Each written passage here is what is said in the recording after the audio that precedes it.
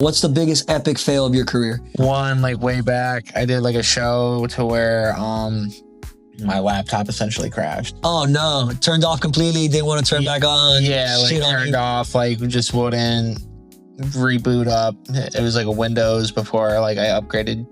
What do you do now to make sure that if your laptop crashes, you have a backup plan? Because that's the lesson you learned. I got 2 to 3 USB sticks. Always have backup music ready to go because shit hits the fan quick. Yeah.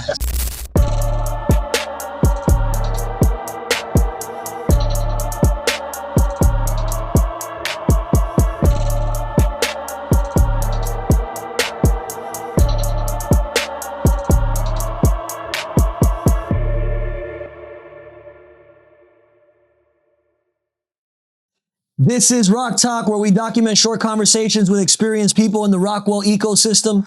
We're here at One Rock HQ, and today we are with a special guest for Rock Talk. First out-of-town guest, so you'll take that title.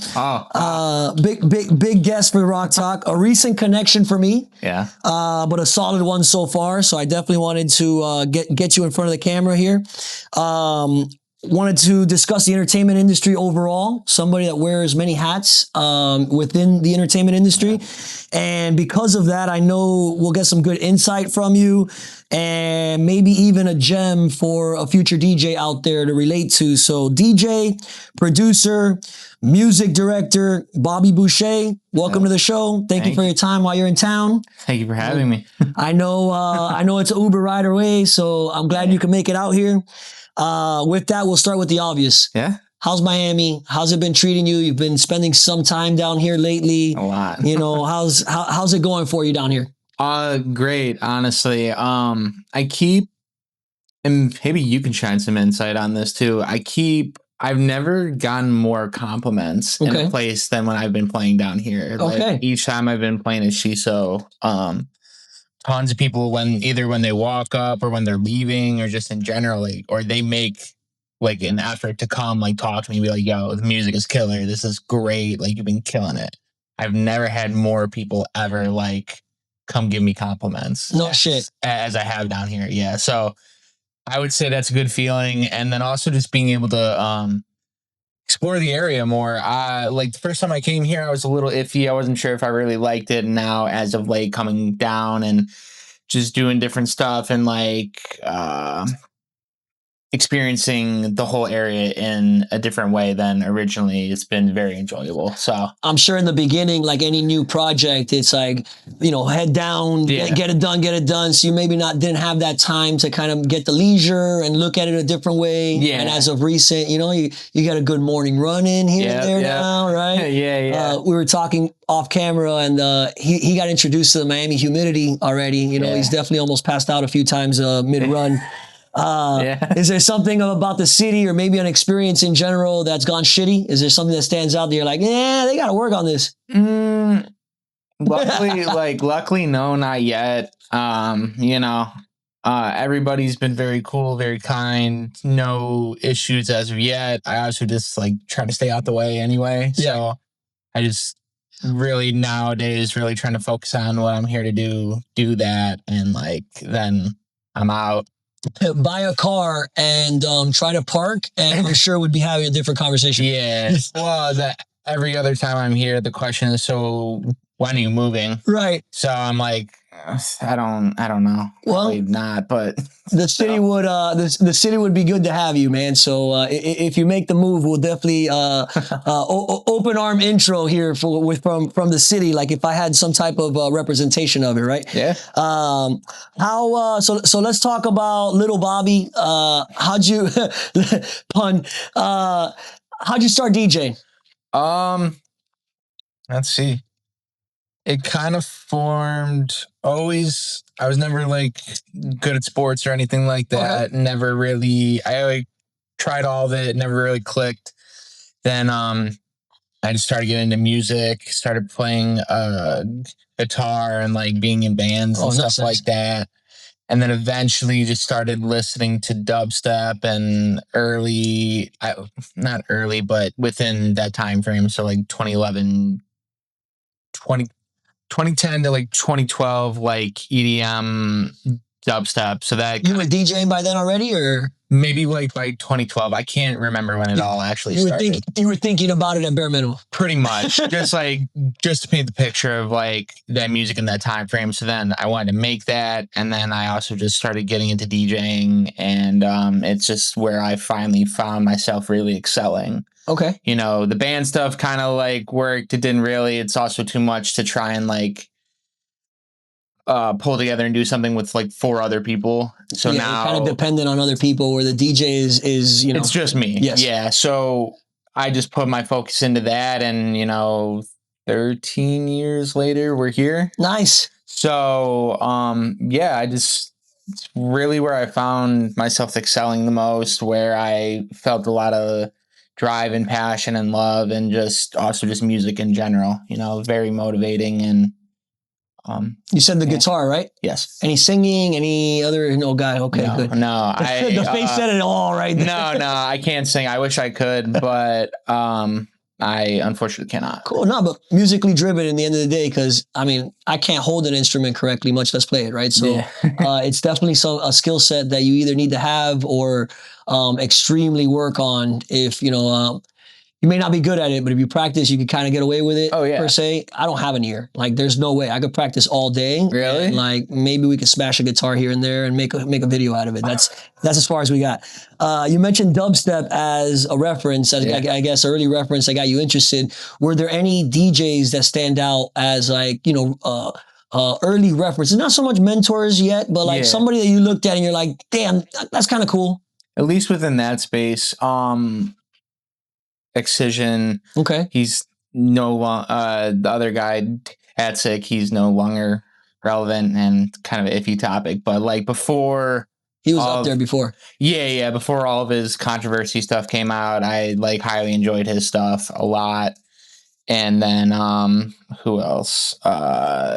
Diesel Boy, Figure, which they're kind of a mix of stuff, but trying to think who any else. Early open format guys that you crossed and you were like, hey, this was it? No, honestly, I guess maybe like A-Track, but not even like realizing like that was open format or whatever like that. That was I don't know. Format. Yeah. Until like much later on, I never really looked into like open format stuff or even understood it totally. So I was just in that hubstep realm, EDM area. And then eventually morphed into like doing rap shows. Okay. So then I would say that's kind of where it started to. Well, I guess you're like all the way on one side of the spectrum, and then you go to this whole other side of the spectrum. So naturally you start learning the middle, right? Because you kind of now know both sides of that pendulum. So yeah. Eventually I like finally started to figure out like who some of these people were, and just it came with time. I don't know. I never really like thought about it that much. You're in the moment and you're going through it versus like, somebody that maybe spends too much time reflecting and not enough time in the moment. Social media and phones are a curse to that as well. Yes. How'd the hip hop come about? Just still doing like the dubstep stuff. And then I had like a bunch of friends that were rappers, and then they were like, yo, I need a DJ. And so then it would be just like back in Cleveland, just doing different rap shows, being like the house DJ, whether it's for like specific people or like the promoter throwing the show would be like, hey, I need a DJ. Someone I can trust. Yeah. So then he would book me to do it. Like it was multiple different people, but it just slowly started to grow from there. And then eventually we were kind of throwing our own shows and just everything like that. So we would kind of, with multiple different guys, I would just go around and do different shows with them. And then eventually it just morphed into then kind of doing like actual like shows. Okay. Even within that prior. And then what year is that more or less? Like time frame wise, and not even year, but like a stage of your life, right? Are you in high school? Are you in college? Are you? So I started DJing in middle school. Nice.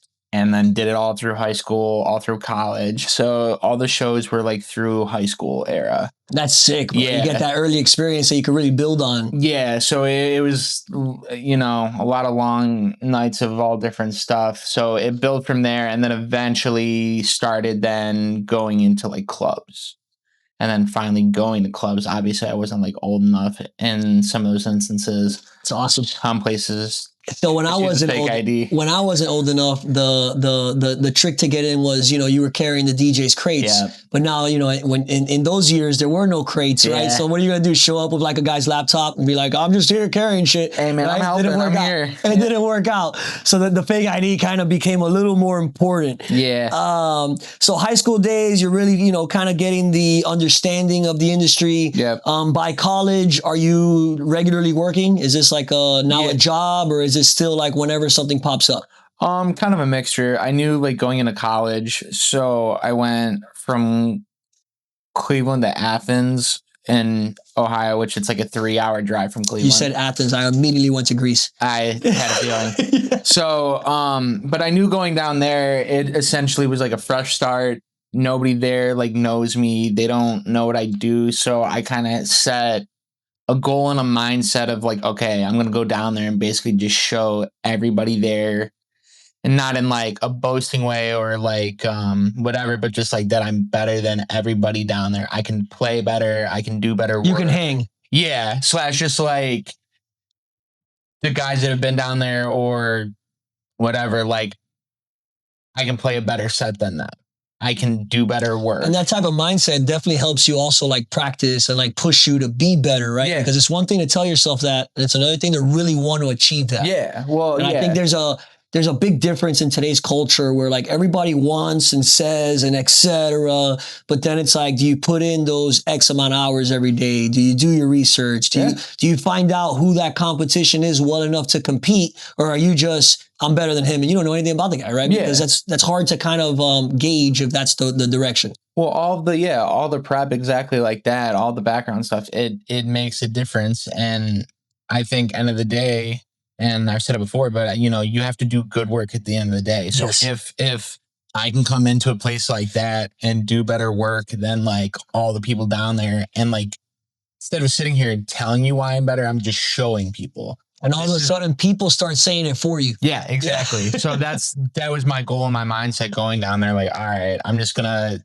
try to excel as much as I can and just rise myself through any type of ranks and just do good work to where people walk away. They're like, yeah, that dude's dope. He killed it. We need him for like all of our parties. Do you feel like there's almost like a lack of standards because people don't want that? Like they just kind of want to get the job, and once I have the job, I'm doing the job and that's it? Or yes, it's a mixture of like DJs holding themselves at a higher standard, but then also the people that are then like asking to book them. Because sometimes people, you know, they're just like, all right, I just need like a DJ, and they don't even really think about it, and they're like, wow, this dude sucked. Yeah. And so they need to put more thought into it. They don't even reflect what that does to the night or the sales or the reputation of the place. And, you know, XYZ. Well, that, whether it's a club or just like a house party, like it doesn't matter the scale of it. You should just really consider and think about who you're booking and why. Yeah, why, if it makes sense. And then also, you know, make sure it is somebody reputable. You know, everybody has to start somewhere no matter what. But if the work speaks for itself, it's a no-brainer. Yep.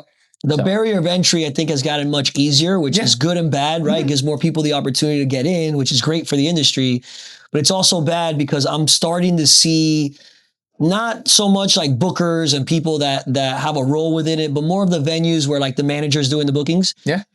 They're kind of finding out in real time some of these consequences where to them, they don't know what we just spoke about. You know, they don't understand the importance of it, or, man, this DJ was amazing, but the night ended 2 hours earlier than everyone else. Well, yeah, because he didn't know how to maybe lay out the night as well as someone that has the 10 years of experience, you know, while with contributing to the sales. So, before diving deeper into industry stuff, because there is a whole segment on that, 100%. Bobby's college days, is it Bobby Booshay since the beginning? Was there any funny DJ names? Yeah, there always is that one, you know? Yeah, well, so by college, it switched, but in like middle school, like during like all the dubstep stuff, when like that was like my focus. So originally, I went by Subgrime. Subgrime? That's not terrible. Grime. And the whole idea was like, it was a play off of the band Sublime, so stuff that's like funky and feel good. But then also, since I was into dubstep, that's where like a grime aspect comes from. Because like, was RL Grime a thing yet? Yes. Nice. But it was also just like, people would describe a lot of the early dubstep as like grungy, like filthy. Yes. So that's kind of, and that's a lot of what I like to play at that time. You could search up my old SoundCloud from it too. It's still there. And it has a bunch of old mixes and stuff. I think there's one from where like I didn't know what beat matching was. I didn't know like anything. I can remember I sent it to this one guy named Ryle, who's a producer DJ. I think he was from Vegas. I can't remember. But he was the one that told me, he's like, yo, good track selection, but he's like, you need to learn what beat matching is. Oh no. So I'm like, oh, okay. So I Google beat matching. No, I searched up on YouTube. I was like, okay, I don't know what that is. And you know, like a lot of people probably, so like I'm 29, but a lot of people my age, you know, we just looked up stuff on YouTube that we didn't know how to do. Yeah, exactly. So that's where I got started with like a lot of my DJing. I think it's important to point out, you know, based on that not reaction, but I guess on that situation that you put yourself in a good way. Yeah. Get out there, right? If you're new at something, no one's expecting you to be the best. Yeah. If you would have been like in your head conscious, I'm going to work on mixes and this and that, but I'm never going to put it out. I'm never going to do this. I'm never do that. You would have never gotten that feedback. Yeah. And you would have never, you know, gotten that little gem per se, right? As to say, well, shit, now I know at least what I'm searching for. Yeah. Now I know what I need to improve on. Yeah. Right. And I mean, without the blueprint, nobody, you know, it's way harder to get to the treasure, right? 100%. In college, I read somewhere, 2018, most musical on campus. Is this accurate? Is this? Yeah. Tell me about that, because that's pretty cool. It's not, you know, big cool DJ. It's not, you know, say hi to Bobby. Everybody's, you know, DJ homie. No, this is like most musical as a DJ, which I want to point out is like it's like you're using an instrument, right? That DJ equipment is tools, no different than the guitar, right? So it makes sense that you know how to play an instrument. How was that situation?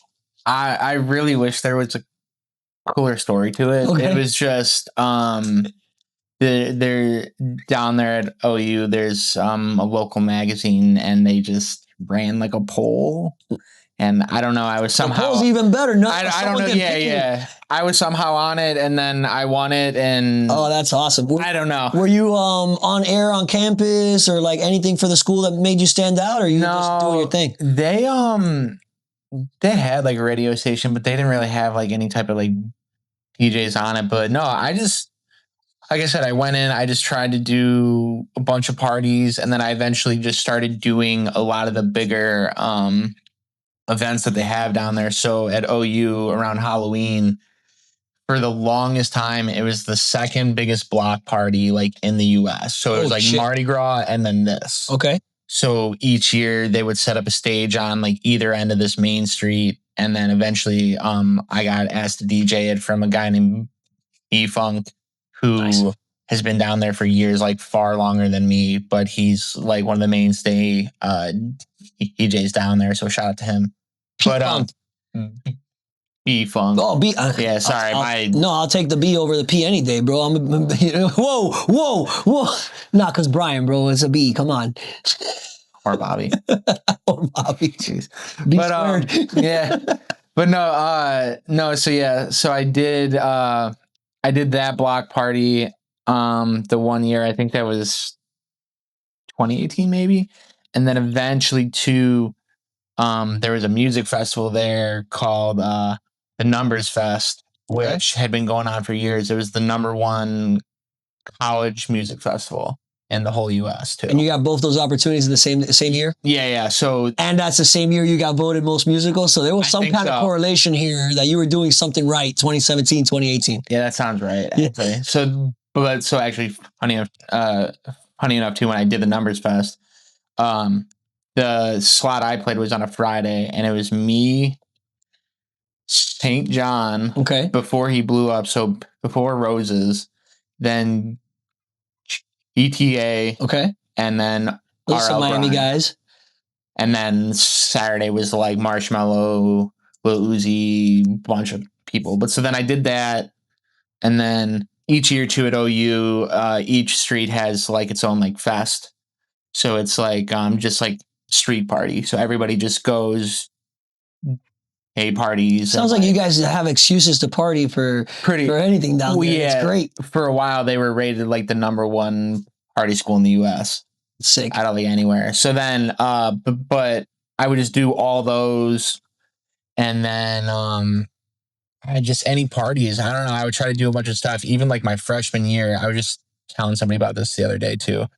Because I forgot about it. There was a hookah bar on campus, and I would go my freshman year. I would DJ there for 8 hours. Holy shit! I think it was 8 hours. I don't know, it was some crazy amount of time, but it was from, dude, yeah, wait, what? It was like 10 to 4 a.m. So what, 11, 12? 6, 7 hours, yeah, man. Yeah, 6 hours or something. I don't know. It was definitely a long time, but I would do that. I did that for like my whole freshman year, and it was for like $125. $125 on a hookah.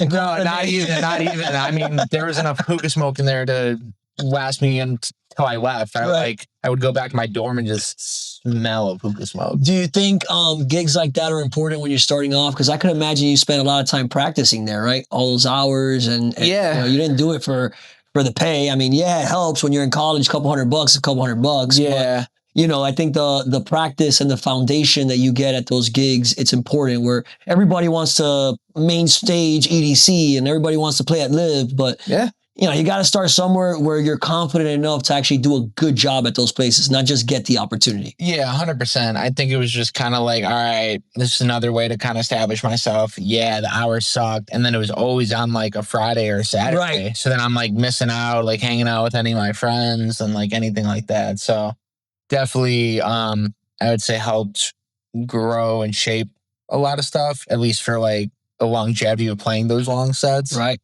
But maybe at the time, I'm just kind of like, yeah, this fucking sucks. Like everybody, at that, especially at that age where you're like, I can think of 10 things I can do better right now, like with my time. And then now you're like, I'm glad I invested that time because I'm better for it now. Well, plus two, so that was freshman year. And then when I came back for sophomore, I had bought new equipment. So I'd bought like a S9 and an actual turntable because before I just had a smaller controller. So I upgraded, and the guy wanted to have me back, and he was like, cool. Like, you down for it? I was like, yeah, but, you know, I think we need to up this I got better equipment now. Yeah. I was like, you know, look, dude, I bought new equipment. This is a long set and, you know, whatever. And he's like, yeah, I can't really go up at all. And I was like, all right, well, cool. I'm okay on this. I'll just find something else. Good. And he was like, okay. Part of the growth, and you also learn something. Sometimes the venue, it's out of their control, and they have what they have to play with it, and it doesn't matter if it makes sense or not. It's okay to say no. And we always say that joke. We've had a couple conversations now, and in every conversation, we kind of always revert to that. Sometimes the shit just doesn't make sense, but like, it's cool. Like, I get it, you know? So you go from Subgrime to Bobby Booshay to high school days to parties here and there to block parties with huge names. Yeah. Okay. You start working with names like Marshmello, Riff Raff, Lil Jon, RL Grime, Lil Uzi Vert. The list goes on. Yeah. And companies like Corona, Lululemon, ESPN, Red Bull, and that list goes on, right?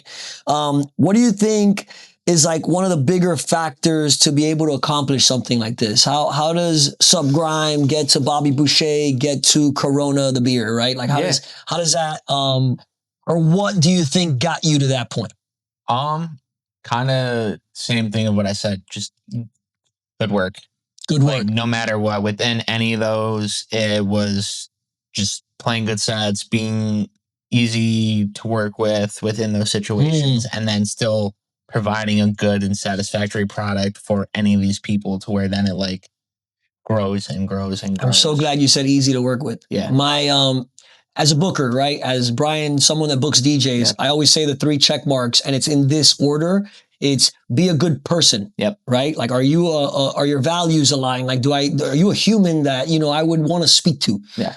Are you professional? Are you early? Are you on time? Do you say hi to the manager when you get there? You know, check off these boxes, actually care. And then the third one is, are you a good DJ? And I'm not saying, you know, one's better than the other. I'm just saying I go in that order because if you're a good DJ, but your values suck and you're not professional, we can't work. It's just not going to work out. And I think the industry is trending in that direction more and more, where before you almost had to eat it. Yeah. Now it's like, next, you know, and we kind of go with it. So I'm glad you pointed that out on your end. I got to ask, you know, like, any crazy stories, anything that stands out that you're like, holy shit, that guy was, real fun to work with, right? Or not so much in like public settings. Obviously, just random drunk people being annoying. But I've definitely had some instances within private events too. So like I'll also do weddings and corporate stuff and all that. So more so in that space. It's definitely like one in particular to where it was won't go into too much detail of it, but it was just somebody's dad, and like you could tell he was like progressively just becoming more and more intoxicated, whether he was drinking or doing other things. Or both. Probably. But we got into like the portion of where people should start like dancing and nobody was dancing yet. And then he would just kind of go back and forth of being like, it seems like you guys aren't doing your job. Like, you should be doing your job. And then he would like open up like a suit jacket and it's just a bunch of envelopes. He's like, you see these? He's like, if you don't do a good job, you're not getting a tip. Like, we just go back and forth and come back and forth and just start saying even wilder and wilder stuff to where like in the end, like it all went good, but it was the people that it was through, we had to go back and have a conversation like, yo, this guy is kind of off his rocker right now. That's crazy. It's normally the bridezillas that do that, right? Or like the mom of the bridezilla, right? Like it's normally not the dude. Luckily, I've never really had experienced too much of like a bridezilla. There's definitely one where like a bride was pretty stern about something, but other than that, most of the people, like the brides and couples that I work with, I usually have a good conversation with them, and I always tell them as like an extra reassurance thing is when I'm there doing their wedding, I'm like, I'm here for you guys. It's their big day. Exactly. Like, I don't, like, respectfully, I don't care about your mom. I don't care about your dad, your grandma, your uncle, whatever the hell. Like, if they come up and they're asking for something super wild or something that doesn't fit what they want, I have no issue telling them no. They could hate me. They could say whatever. But if that bride and groom walk away at the end of it and they're like, awesome, killed it, exactly what we wanted. They're the ones that are going to remember that day forever. It's their day. Right. It's not their parents. Yes, they're involved in everything like Sometimes that. even the ones paying. Yeah. But that doesn't mean that it's your day. You already had your wedding. Yeah. Unless the bride and the groom okay it and they tell me, cool. But no, luckily I'm no real horror stories or anything like that. Just little instances where it was just like a little intense. How about the one you enjoyed the most? Someone that you worked with and you're like, man, this was spot on.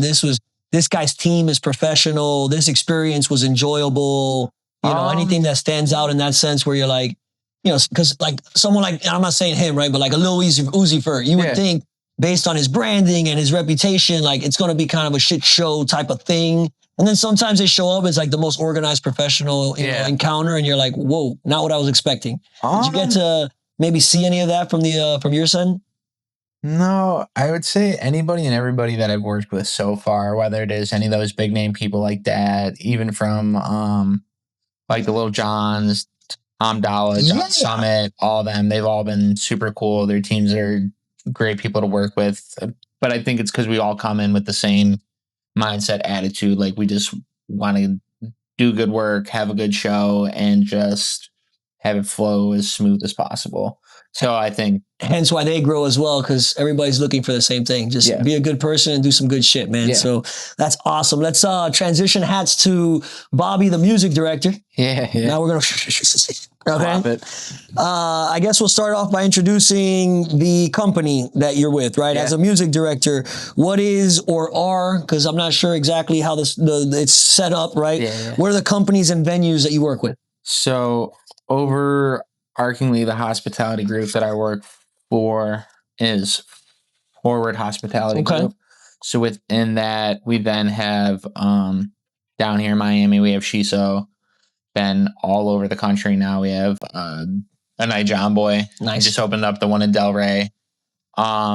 Another brand within it would be Welcome to the Farm. Is in Cleveland and in St. Petersburg. Is that the live music one that we spoke about briefly? Yeah. So it's a live music, country music venue. Super cool. Then there's a couple other restaurants within the portfolio.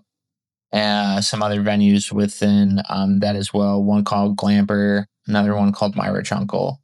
And I think that's it. For now. It's ever changing. So yeah, within all that, we had another one that recently got sold off, but yeah. Nice. How is it working for Forward Group? Good. It's definitely a lot to manage. I think that's the job title. You know, it kind of, you know, it's here and there depending where you work, and some ways are a little more organized and some than others or whatnot. But at the end of the day, we chose an industry that's always fast paced and moving, and you got to move with it, right? Yeah. So no, 100%. It's definitely a lot of punches to roll with, a lot of thinking on your feet, problem solving, and just no matter what, just getting the thing that needs done. oh, I love that, man, and just buckling down and understanding that the objective is bigger than the individual. And kind of like, you know, together we'll get there, and we might, you know, kick each other in the balls here and there along the way. But when we're there, we'll look back and we'll be all right with a nice pack, right? 100%. What about value wise? Because again, I mean, the intro, I mean, all my intros, which no one sees because that goes on YouTube and everybody looks at the IG reels. But I mean it when I say things in the introduction, and like, you're a stand-up guy all around, right? I can tell that the values are there. I can tell that the foundation is there as a human. So I would assume that, you know, the company reflects that as well. Like as a company, do you enjoy the values and kind of like what the company stands for? Yeah, 100%. I think a lot of our people at the top have good intentions. They have good ideas. And I think at the end of the day, you know, the one thing we always come back to is, you know, we want people to come and have a good time at our places. You know, we want to create that energy, that vibe, you know, whatever you want to call That it. experience overall, yeah. Just create a good experience for anybody and everybody that walks through the door, no matter which venue it is. So whether, if you're not even into country music, you come to that venue, you can still take something away. Like, for the longest time, I didn't even like country music. And then I do the booking for a country music venue. And now it's gotten me to enjoy it more. I've seen different aspects of that and everything. Little exposure goes a long way to certain things. Yeah. So then, you know, I don't know if you get the time, definitely go up to John Boy and Del Rey, but that's a whole different experience. And once we opened that first one, even that kind of helped me fall in love with DJing again. Just so, because it gave me a different perspective, because the main music source within that we're playing is disco, 70s, and funk. That's always like what it always comes back to. The backbone of it. Yeah. So then playing all that now has kind of revitalized and made me think more again, because if you go back to that original music, it's all played live. None of it's quantized, or, you know, it doesn't always perfectly stay on beat when you're mixing. So you have to constantly adjust it, and you're doing stuff, and it makes you think. And also, you know, who would think Dancing Queen by ABBA would pop the fuck off? yeah, how it does, like, in that venue. But so then you think of different ways to bring stuff like that in, and just, you know, I'm thinking, like I'm like the furthest thing from a DJ, by the way. Like I still listen to like Young Jeezy and Trick Daddy. Unfortunately, like this is just my realm of music, and I'm not moving. You can't teach the old dog new tricks, but in the sense of knowing it, that doesn't mean that like I won't hear a disco remix or I'll hear this. I'm like, damn, this shit's good. Now for me to find it, forget it. You know, it's just, I don't even know where to start. But I would think that as a DJ, it makes you also get more familiar with music that you didn't grow up on, right? Because we weren't in the 70s. We weren't in that disco era, but more and more DJs today are having to relate with that because of these remixes and these things that are coming out. And then as a producer, obviously making these remixes, you want to get those original samples. You want to kind of get influenced by something outside of just the regular shit that everybody's listening to, you know, as of 5 years ago. 100%. How important is it reputation wise, right? Something like Forward Group, something like Bobby as a booker. How important is reputation when it comes to, you know, your word, clear communication, payments on time, right? And is this something that you've seen the company's doing great with, and it helps you do your job? Or has there been situations where maybe some of that has been, you know, a little gray and it's made your job very difficult, right? Like what is maybe some of those past times in this topic? Yeah, it's definitely, I've been put in a lot of challenging situations, whether it's with like the live music venues, with dealing with bands and everything like that, to where I definitely take great pride in holding to my word when it comes to his stuff, and just also showing that we do good business. There's decisions that have been like made within like last minute decisions that owners might throw down towards like, hey, this band, you need to cut them, or like do this and everything like that, to where it then becomes a difficult situation, and trying to navigate it is never easy. And it's also difficult to try to unblur a line of like taking it personal, and then also just realizing it's also business. That's part of the job. Yeah, because I feel like, like we had an instance to where there was a band that we booked, and they didn't necessarily, they weren't performing where they needed to be. They sounded great. That wasn't the issue. Like, they played and sound great, but the music they were choosing to play didn't fit the venue. The direction just wasn't it. Yeah, so like, say they were playing more like jam band rock or whatever. Okay. It's like, yo, I need country music. Yeah. I need that mixed with just good covers of hits. So whether it's like Penny Houston or, some modern stuff like Apple Roan as well. But so to where they weren't hitting that. So then like end of the night, I'm like, hey, I pull them aside, like, hey, we need to sit down. We need to talk about this, because you're supposed to play tomorrow night. And that set you played tonight, again, you guys sound great. It won't work. Yeah, you sound great, but we need to like rethink. So we sat there and we talked through it. I'm like, me and our sound guy, we literally sat there and built out the first part of their set for them. Like, cool, if you play these, you'll grab people's attention, you'll hook them in. At this point, you can like kind of throw in your regular stuff. And you can experiment a little bit, yeah. Yeah. So to the point to where it's like that, or like I said, like sometimes owners just make different calls of like, hey, we need to cut these people altogether. And it's like, well, they're supposed to play in like 2 days, right, and they're expecting this. So just trying to navigate those situations, maintain those relationships with those people, and, not necessarily burn the bridges, but just like, hey, look, unfortunately, this is coming from ownership. I just want to let you know this is what we have to do. Or we have to shift this stuff around. Here's my then proposal of how we can fix things, make things right. Because I want to do right by the people. And, word spreads super easily. And if you get a bad rep and like that, people don't want to work with you. Bad rep spreads even faster than good stuff, right? Good stuff is almost expected. And when you don't deliver it, you drop the ball. Yeah.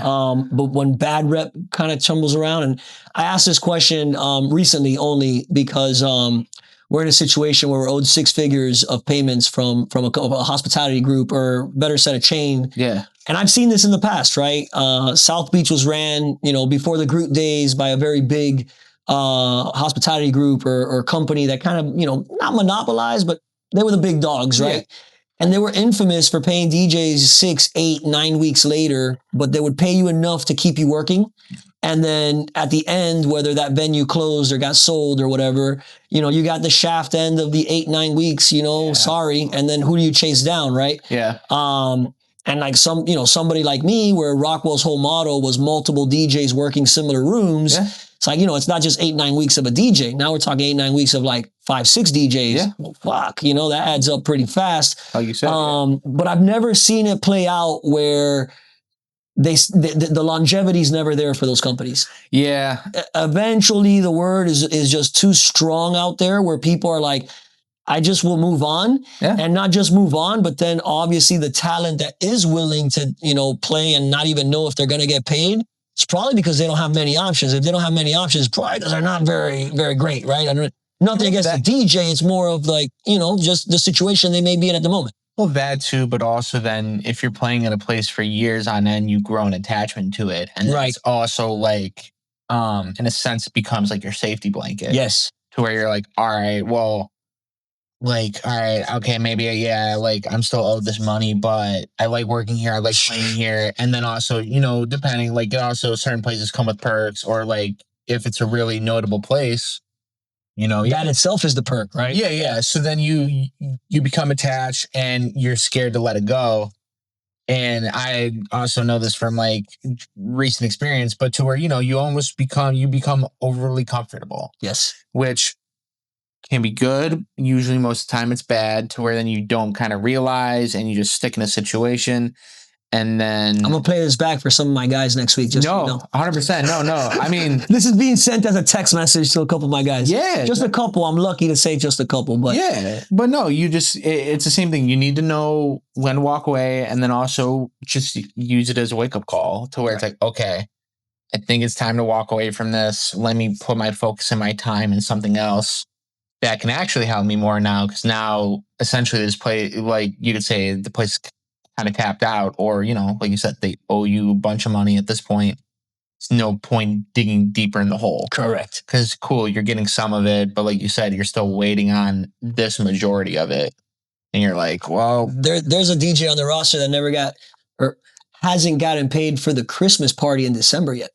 And then we're talking about like we're gonna make this right. They're full of shit. He's not seeing that. No, because those books are already closed. Yeah, it's full of shit. No. So I mean, I'm glad we're able to talk about it. And I mean, as a company, it's just so important to have individuals part of that company that care about how that reflects on them, right? Like, imagine Bobby has a great reputation, and Bobby's very beneficial by being part of a relationship like a music director for a certain group. But imagine if Forward Group just owed everybody money, and then Bobby chose to like stay working there, then it's Bobby's fault too, right? Like it's kind of like you're allowing that situation to happen in that case. And it's shitty for the entire industry, because bad people will do bad things, but if bad things don't happen to bad people, they'll never learn that they, can't be bad. Well, yeah. And I think that's extremely important to learn. They think they're untouchable. Right. Then they're going to continue to try to get away with whatever they can, right? So let's circle back to Forward Group, which is an amazing company to work for that I've never heard a reputation like what we were speaking about. So that's good to start with. How'd the opportunity come about? So you're Bobby Booshay, the DJ, and now all of a sudden you're a music director. How does that happen? Yeah, I started DJing for them. It's like a blur now, but... like 7. Don't get too comfortable. No, just in the sense of just like time has passed so quickly that I'm talking shit. It doesn't even seem like it's been this long, but it's been, I think, like 8 years. So I originally came on just only DJing, and then as of like the last 2 to 3 years, finally, one of the guys within it, Ante, he had kind of like reached out to a group of like our main guys and was like, hey, is anybody interested in kind of like stepping up more? Nice. I was like, yeah, like I'm down. Oh, that's real cool though that it was asked, right? Because sometimes people get the role and they may want it, but like don't really want it. And if you're not willing to step up and take it, you're probably not going to do a great job. Yeah. So that's very cool that Dante like takes that route versus appointing someone and almost saying like, this is good for you. Why don't you do this? Yeah. And then, down the line, maybe it's not as good as somebody that's hungry for it. Yeah. So yeah, he asked me, and then within that same thing, I took that same mentality I did when I went to college of just like, all right, step up, do good work. Even when I started DJing for them, I was like, all right, I know this is now like an upper tier, like this is another like next level thing, and the people that they already have are at this level. So now I know I need to step up to that level or more, you know? So yeah. That's amazing. And what are some not roles, but what are some duties or like what are some tasks that as a music director you do? Because I feel like this is an industry that's kind of like the Wild Wild West. Yeah. And so you do the exact title for one company, and then you do this for another company. And it's like you went from being like a kid's doctor to an open heart surgeon, but you're both doctors, right? Like, so when you hear music director for Forward Group, what are some of the day-to-day, what are some of the things that you're tasked with? Big variety of things. I always try to quantify it and I can't. So whether it's within our Cleveland market, it's handling all the bookings for all the specific venues, whether it's DJs or bands at the live music venue. So creating a schedule for at least 4 or 5 different venues within just Cleveland. Wow. With multiple days per week, with entertainment, etc. So that adds up quick. Yeah, that the John Boy that's in Columbus, doing the schedule for that, maintaining all those guys. Then the other live music venue, same name, that's down in St. Pete. So doing that, and then overarchingly, then helping and kind of backing up the guys that maintain it for, so like the guy that maintains most of the venues in St. Pete, helping him when he can, helping the one in Chicago, helping It's like a regional manager almost in that sense. Right? Yeah, so kind of just where I need to, if they need it, if they need extra help, we bring on somebody new within like John Boy. So getting them up to speed of like, okay, cool, here's the format, here's like these key songs you should have, here's previous recordings and playlists so you can get an idea. So catching them up to speed, or then if we want to bring somebody new into the fold of it, bring them to Cleveland. It's like, cool, I sit there, then I work with them in person as they're playing. Nice. So either hands-on, we open a new one, usually most of the time go to that market, open that, or then each venue, whether it's a new one or anything like that, crafting like playlists and the sounds of like what it is when there is a DJ, when there's not a DJ. So like for instance, like here in Miami for Shiso, like me, Dante, and like a few others, but we sat there and we kind of were like, all right, what do we want this space to be? What should it sound like? How can we make it different? The look, feel, and touch. Yeah. So then we sat there and we just playlist. Cool. We want this. We don't want this. This. Cool. Do you get real time feedback on that? So like the manager says like, hey, this song's playing right now. It's not it. And then you go and you remove that one track or whatnot. Yeah, 100%. Like day to day, or like our managers are like, hey, I think we should add this. So then they send it. I'm like, okay, right. I like it. I like this. I don't like this. Cool. This can fit in this instance. This can't fit here. And then even too, with me coming down here to Miami more, I'm trying to like, so for instance, our like head chef, his background and within the flavors of like his food that he's making there, it's very Caribbean, Asian, and then also, why am I blanking? Whatever. Because you keep eating it and you fall in love with it. Yeah. So, but taking his elements from the food and also allowing that to reflect within the music. So for myself, I'm also trying to learn, you know, what's also like a mainstay around here. So obviously like a lot of Hispanic music, clearly, and everything like that. And then also Caribbean and everything like that. So I'm trying to learn more of that music myself. Obviously I have a bare basics knowledge, but understanding of it. Yeah, but I want to learn more about it. So each time I'm coming down, I'm trying to implement more of those sounds into the sets that I'm playing there. And our one manager, he like, last night especially, he came up a few times. He's like, dude, there's a few mixes you did in some of these songs where I had to stop and like come say something because he like really noticed.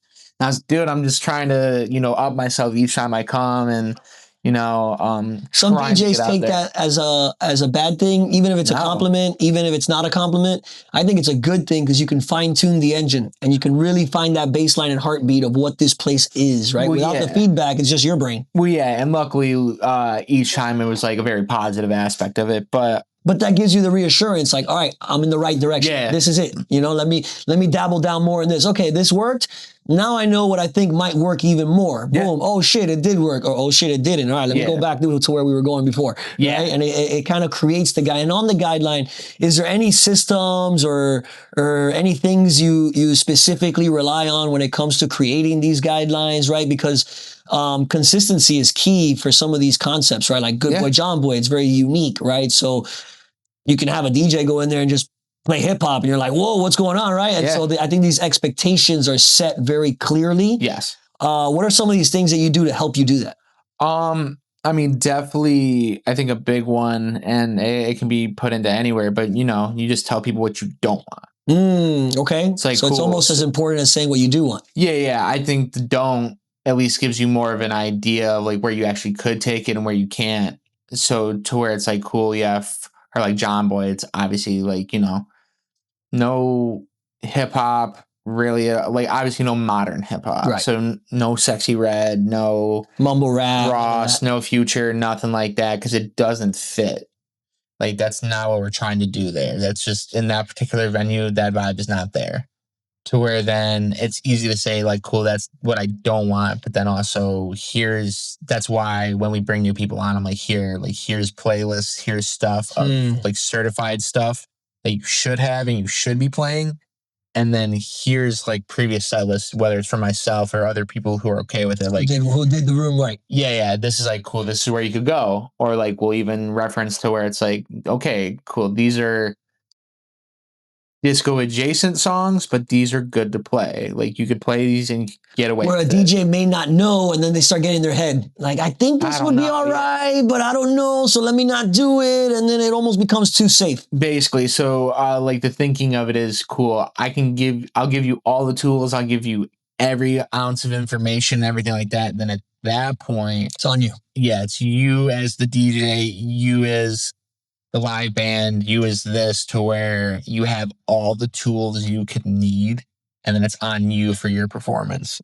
Now do the part that we need, which is go be creative and go bring this to life in your way and in the best way that you see fit. And if you fumble it and you do it wrong, everything like that, that is then on you. That reflects on you. That reflects on your research, your prep, everything like that. I've given you everything in the world, and if you can't hang at that point, cool. I know where our line draws. You showed up and played the wrong sport. You didn't do much research to come and play today. You know what I mean? Yeah. So some things that I wrote down as far as tasks that a music director would have. Yes. Scheduling, naturally, right? Getting the right talent and filling the dates with them.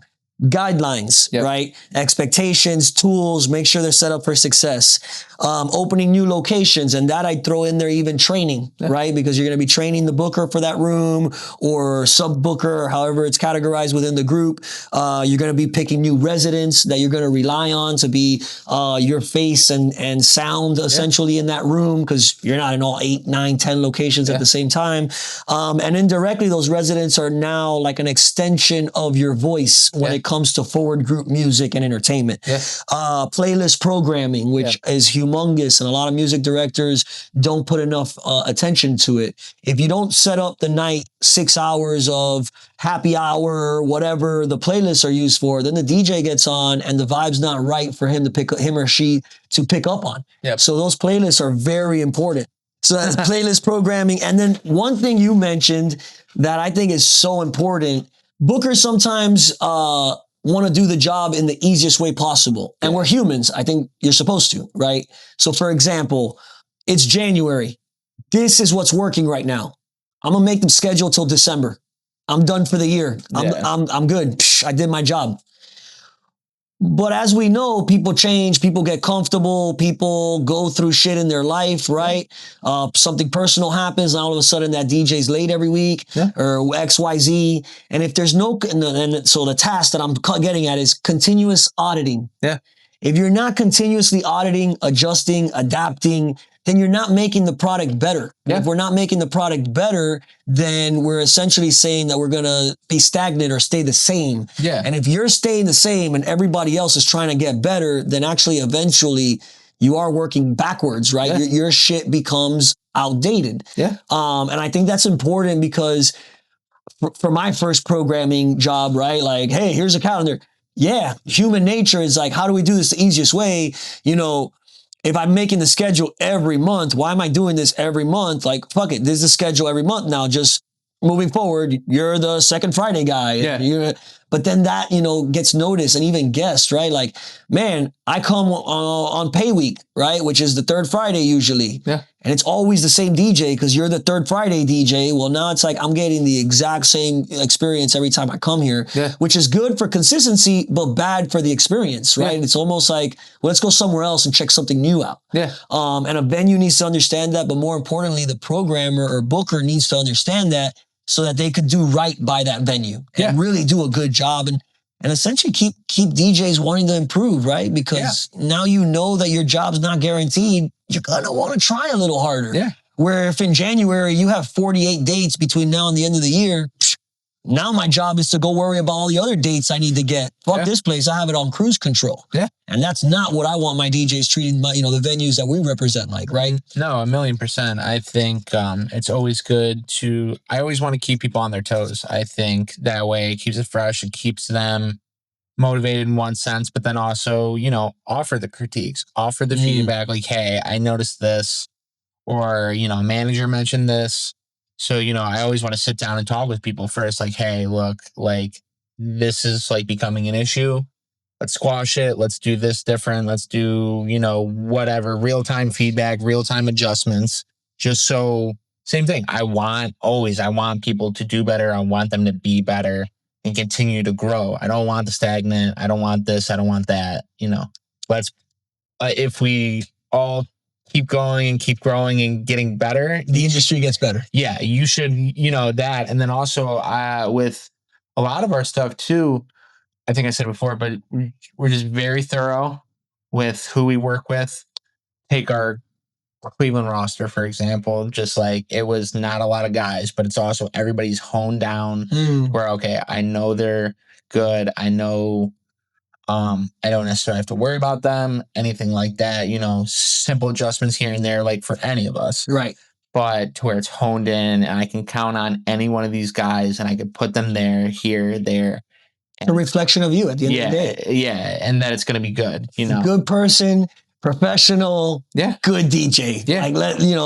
And I think you keep referencing key words here. And by the way, this is not pod talk because him and I sat here a few weeks ago and, with no cameras and it was hot as shit because the AC had already changed and we had drank coffee and it was a big mistake. At least my heart was not doing well at 4 p.m. You said some of these same things, right? To me in a quiet room, which means that they matter to you. It means something to you. And I wanted to point out, you brought up when I asked about like forward group and the culture, and you were like, it's important to Dante and a few others that you mentioned, the guest, right? Like, what are they seeing? What are they getting? What is the experience?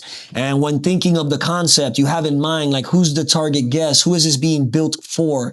And we keep using the word guest, and it's, as we're looking at guidelines, we're getting feedback, considerations, right? We're not just listening to the guests and doing what they want, but we're going to listen to what they're saying because if the guests say something that I haven't thought of, holy shit, this is great, right? And if the guests say something that we have thought of and it's just not it, well, then maybe you're not the right guest for this venue and we'll repurpose you maybe to another one of our venues, right? But I think people like you, stand-up guys that care, that want to do things better and better and better, that don't get comfortable, that are not complacent. These type of humans tend to gravitate to companies that are just like it. Yeah. In the sense that the culture that Forward Group has as a company, right? Because I'm sure you didn't just instill that with Dante and these guys. This came from day one of starting that first venue. Yeah. Then trickles into the music director kind of thinks and has all these same desires and objectives, which then by default, the guests start feeling that because the hostess is on the same page, the chef is on the same page, the programmer's on the same page. Yep. And that really creates something special that I can't explain. And it's, you can't put a finger on it either because it's not about what's the right culture. I've seen all types of approaches. It's just how dialed in on that approach are you? Yeah. And can it be resonated? And there's something for everybody, right? Like, yo, dubstep's not for me, dude. You know what I mean? But look, you lit up when talking about it. It was your first passion when it came to DJing, right? So like, I think it's so important to pick a lane, but then like want to do that lane right and do it well and not just like, do it to do it, right? It all makes a difference though. Like people can tell when your heart's in something and they can tell when it's not. Big time. If like, even just for example, for a lot of DJs, there's certain venues that'll hit me up and it's mainly and only just say like, it's an only hip hop room. Mm-hmm. Could I go do that room and do that all night? Yeah, probably. Could I do it as good as the guy that's like usually there or just knows that venue more?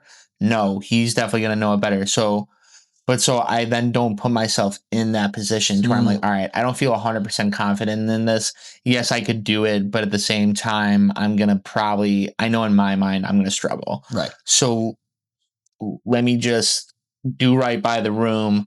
I don't need to be in there. I'm appreciative that like these hookers and owners want to have me in that room, but I just know for myself, if I do it, I'm not going to do right by them. Right. So, put yourself in positions where you can excel, challenge yourself with certain stuff. Like I said, I'm coming down here and within that room in Chiso, I'm always trying to learn and grow my knowledge of the music that is more, Miami based. Yeah. I'm definitely not going to play as much like, Megathone and stuff, like in Cleveland, we have it, and my bare basics help me there. Sure. But down here, that's predominantly what like the group of people that's here. You go from getting a bachelor in music to getting a PhD in Bad Bunny. Yeah. You know? Yeah. And now we're in Miami. Yeah. So, but no, yeah, I, do right by the room, and then also just, play to your strengths. And as you grow and you learn, then, if I do more hip hop rooms, then I'll be more inclined to do the ones that they're asking me. Yes. But for right now, I know that's not where my focus is, / just not my current strong suit. And I currently don't want to put that time towards there. So I just respectfully, I'm okay. That's cool that you said that, because the type of person you are, if you were to take that gig, you're going to prepare 3 weeks for that gig, and you're going to go all in, because you don't want to just show up and give a mediocre performance anyways, No, right? 100%. So at that point, fuck, I said yes. Now it's going to take 3 weeks of my life to get there. Yeah. And it's not your bread and butter, so who knows when the next big hip hop room that you'd be in is, and it's almost a waste of time, right? Or not as smart of an investment of your time. It's never a waste of time, but maybe you could be putting that time into something else. 100%. I know we touched on a couple of these things already, but I wanted to, kind of umbrella answer it. Yeah. As a music director, what do you enjoy about the job? And what are some things that you hate about the job? Or maybe dislike about the job, better said. Definitely enjoy the fact that it definitely allows me to travel. Okay. I'm able to go to all these different places where we have different venues. So enjoy that. I enjoy working with just different people, seeing different aspects of each place that I'm able to go to, and just enjoying that fact. And then also, like I said, it allows me to learn and grow each place I go, see the nuances that each place has to offer. We're like, okay, cool. Helps you learn. It helps me learn. I can implement this stuff. I can take it to other places that I end up going later on. Absolutely. So whether it's our venues or if I get booked at like a different venue as well. So that the downsides is essentially I'm always on call. Okay. Or, I'm in the middle of a set and somebody's texting me like, hey, this guy didn't show up, or hey, this band sucks. You need to like do something. You need to say something. You're like, did I bring the guitar in my car today or what, bro? I got to go over there and fill it. Yeah, just like there's no, feels like there's no off switch ever. So that's also been a challenge that I've been like trying to really hone in on too, of creating a bit more separation at times. Like, okay, hey, look, like we'll get to this on Monday. Yeah. There's stuff that can be put off, stuff that can't, and then also just separating like the work from the personal and everything like that, which has been a very big challenge. But so yeah, just that downside to where there's no real off switch or no time to where I could like walk away usually. So like even like last night, like, hey, can you tell the lighting person at this venue in Cleveland that they need to kind of calm down and not be as intense? Sure, yeah. So I hit them up in the moment like, hey. And you still got to make sure the message is right. You can't just come off super rushed because you're DJing. Yeah, I just hit them and I'm like, hey, the lights are a little bit intense. Just dial it back a little, let's cut the Red Bull. Yeah, well, yeah. I word for word, I was like, hey, let's have a lighting enhance the music, not take away. They work in tandem. Yeah. To where they're like, oh, they respond, they're like, oh, we get yelled at? I'm like, no, nobody yelled. There's no exclamation mark. It's just, I was just like, it's a tweak and a change we need to make in the moment. Yeah. Nobody's mad, nobody's anything. It's just, hey, this needs to change, and let's just do that. As the job of programming entertainment, that's one of the big factors that I never understood how a DJ could do the job. That's active, right? Like now you're a veteran DJ and you're doing more programming than DJing, but you still have the ability to fill in an emergency. That's an upside, right? Like I don't have a working schedule. I DJ twice a month when I need to fill in for someone. Okay, I get that. Yeah. But like someone's working as a DJ, so now you're wearing two hats, but at the same time, right? Like you're mid-set as Bobby Booshay, the DJ. Yeah. But now they're hitting up Bobby, the music programmer, and you're like, oh, fuck. Yeah. Q, keep hat on, and even, just as an artist, I can imagine that's difficult, like to turn the switch on and off of like artist Bobby and Bobby doing the job. And like even how you talk, how you present yourself, how you carry yourself. And you might be in your groove as the DJ and you're in the zone, and all of a sudden you got to put that corporate voice on, and now it might be very difficult to get back into that groove, right? Like fuck. I kind of pissed the light guy off. Like clearly he was affected by the non-exclamation mark, right? And now your next 3 songs are tarnished because you're thinking about the light guy and not what the hell to play next. Right. And I think that's something important to point out, because again, in many situations, the owner just picks the resident they like, and they're like, fuck it, you do the schedule because you're the one I like the most. So we'll just clone you 12 times. But they don't take all these other things into consideration. And it's like, then I've even gotten owners that get mad at, why is he not answering me? Well, he's out at one of your venues crushing it, making sure your bar's making money, right? Like currently focused on that. And which you would want him to, right? If there was no text coming in and you were at the venue and he was answering some other text, you'd be pissed that he wasn't focused. Well, you're like, yo, why are you on your phone? Right. Right. No, it's definitely, it can be a tough line to balance and walk. That's definitely a booker's dichotomy. Yeah, I always try to just kind of prep it ahead of time to where I'm like, cool, this should all be good. If this plan A doesn't work, there's a B. Right. But if there's a C, then fuck it, I'm here. Yeah. That's cool, man. You also keep I'm big on preparation. I try to preach it because too many people jump out of the plane without the parachute. Preparation's big in this industry, even if it's the wild, wild west. And you've used it 2 or 3 times in your answers, so fucking love that. This next question I always ask as a DJ, but I'm going to switch it. Okay. And I'm going to ask it as a booker because I don't get the opportunity sometimes to, see what I see. As a DJ, are you laptop, USBs, both? Depends on the gig. Both, primarily laptop. Last year, I was really pushing myself to kind of go more USB with certain stuff. So certain sets I did, other stuff, or like I'd start the night, like the opening set on laptop. And then when it's like trading off with like whoever the headliner was, going USB at that point, just to close out the last hour. And it makes it easier for the switch off. And and just also like offer new challenge, just because playing on USB is a little bit different. You have to kind of think a little more. You have to do more prep. And where like when I'm using Serato, I don't have to think about it as much. Right. So the debate or the controversy behind the topic is DJs having the laptop in front of them, essentially blocking the connection with the dance floor. Right. And almost like becoming this safe haven where you're working, but it like to Tammy in the crowd, it comes off like you're her accountant.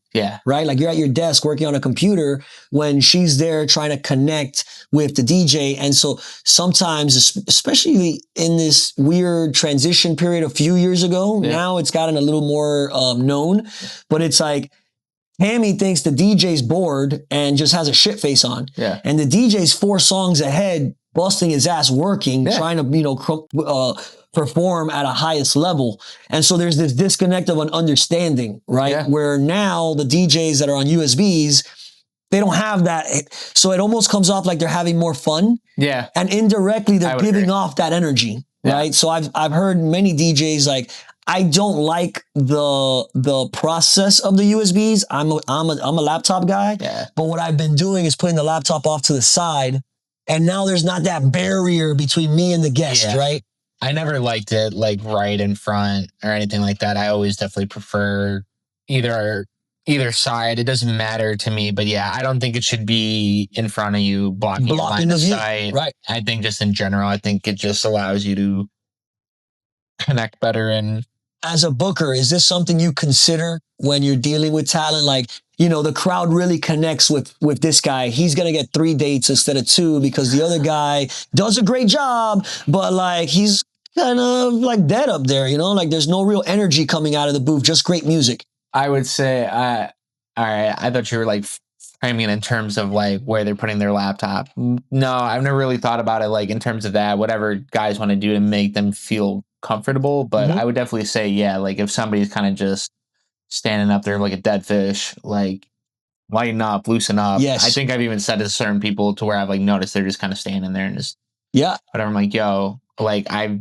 sent a text or I've just told them like, hey, like Loosen up a bit. Yeah. Like, I recently got so it's funny because I've gotten this before in my life, but the first time I thought it was crazy. yeah. And now it happened again and I understood it. Yeah. And I don't know if it's that like times have changed or maybe I'm like just getting a little more mature and older in how I see things. And it was a DJ yawned in the DJ booth.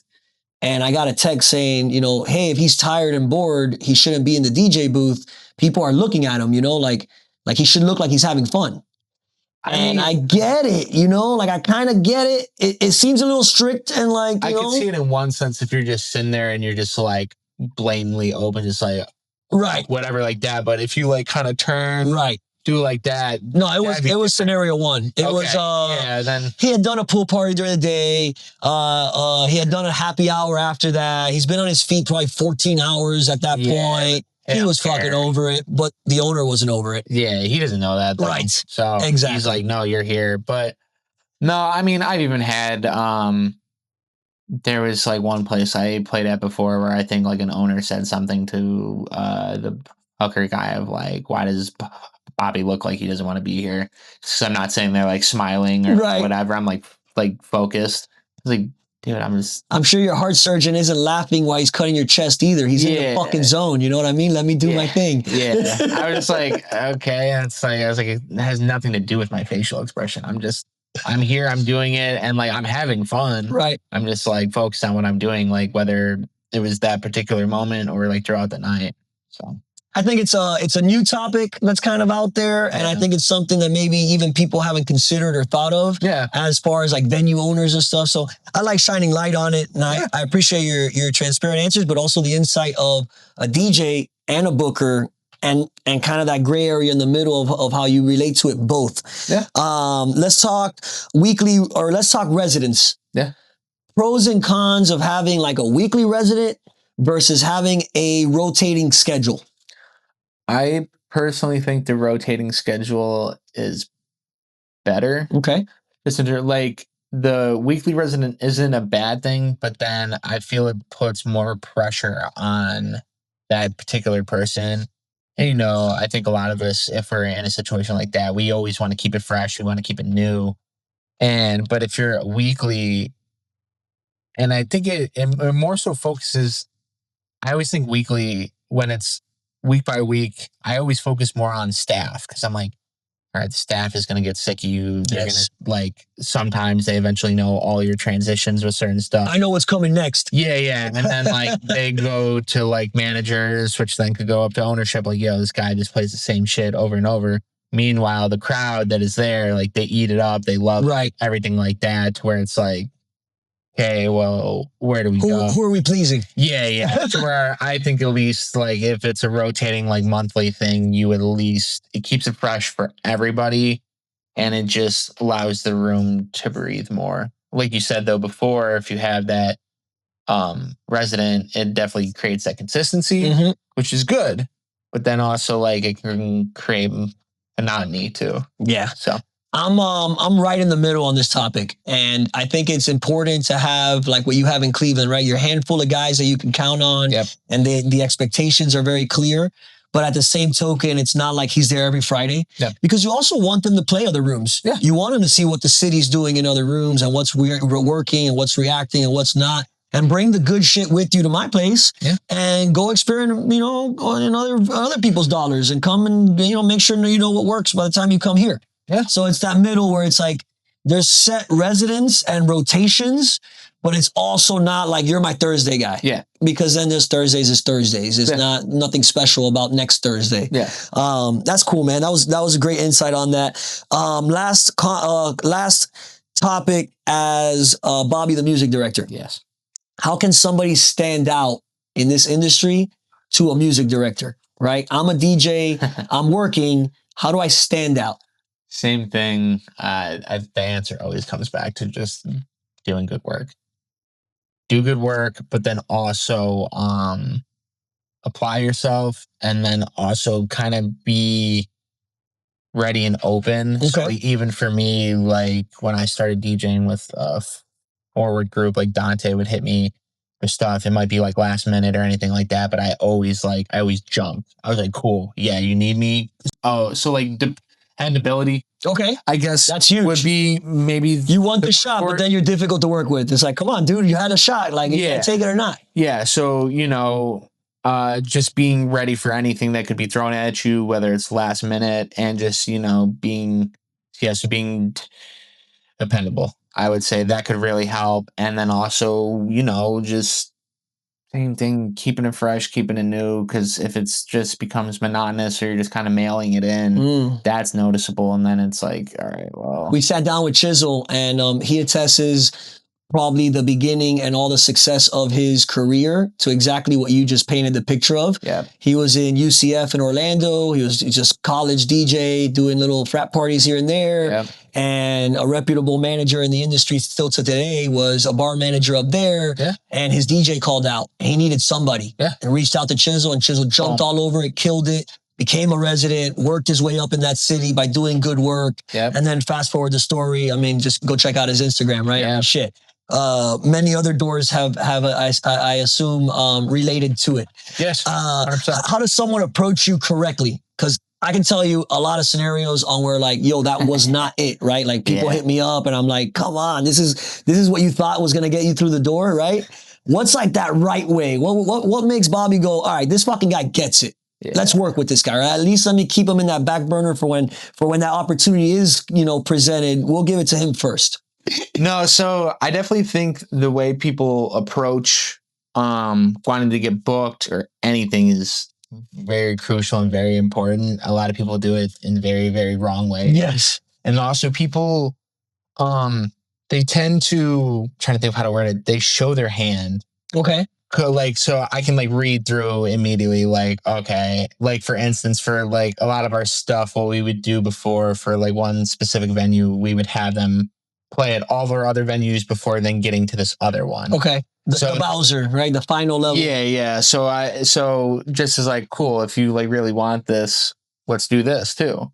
Let's have you putting your time and your work and do it like that. But so some people just kind of show through of okay, well, I don't really want to do that. I just want that. How bad did you really want it, right? Yeah, yeah. It's okay, well, cool. Then we don't need to do anything. Yeah. But so, yeah, I think just right time and place. Okay. There's definitely a factor of that. If I'm DJing and I'm playing and you want to have a full-blown conversation about how to get booked in this venue, I'm like, hey, here's my email. Let's talk there. And you just kind of keep going. Kind of we don't need to do that. Just be like, yo, whether it's in person or, Instagram or anything like that, just come with a simple approach. Hey, I don't know if you're looking for anybody new to add on or anything like that. What information can I give you to be considered? What do you need from me, et cetera, et cetera. So just approach it in the right manner and just be genuine with it too. Don't, end of the day, yeah, we all want to kind of get somewhere, excel and play certain rooms and do this, but just come off in the right way. Don't do whatever. Don't be overly annoying. Don't hit me back. I don't know, day after day after day after day. Hey, following up. Yeah. There's a certain time period to do it. And then eventually it just becomes annoying and more of a hassle. It's okay. I always try to keep in mind whether I'm just texting somebody I know or anything like that when I do reach out to them, or the time. If you're texting me at 11 at night, midnight, I'm not responding to you. Right. I've started setting a thing for myself, at least during the week. It's after 6 p.m. Not gonna respond unless it's urgent. Yeah. Unless it warrants the response, of a fire to put out or whatever. Yeah, exactly. So I think just, what about the homie approach?